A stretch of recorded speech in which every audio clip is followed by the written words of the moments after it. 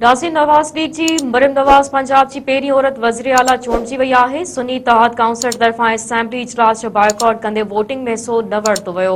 Speaker Malik Ahmad Khan की सदारत हेठि इजलास थियो। सुन्नी इत्तेहाद काउंसिल के मेंबरनि ॻाल्हाइण जी इजाज़त न मिलण ते एहतजाज तौर इजलास जो बाइकॉट कयो। खेनि परचाए वापसि आंदो वियो, जंहिं बाद ॿीहर वापसि हलिया विया।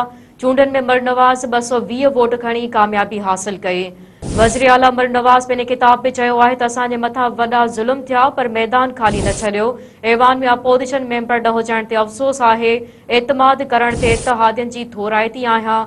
नाज़रीन, अव्हांखे हिकु भेरो ॿीहर ब्रेकिंग न्यूज़ ॾेई रहिया आहियूं त नवाज़ लीग जी मरियम नवाज़ पंजाब जी पहिरीं औरत वज़ीर आला चूंडजी वई आहे। सुन्नी इत्तेहाद काउंसिल तरफ़ां असेंबली इजलास जो बाइकॉट कंदे वोटिंग में हिसो न वरितो वियो। स्पीकर मलिक अहमद खान की सदारत हेठि इजलास थियो। सुन्नी इत्तेहाद काउंसिल जे मेंबरनि ॻाल्हाइण जी इजाज़त न मिलण ते एहतजाज तौर इजलास जो बाइकॉट कयो। खेनि परचाए वापसि आंदो वियो, जंहिं बाद ॿीहर वापसि हलिया विया।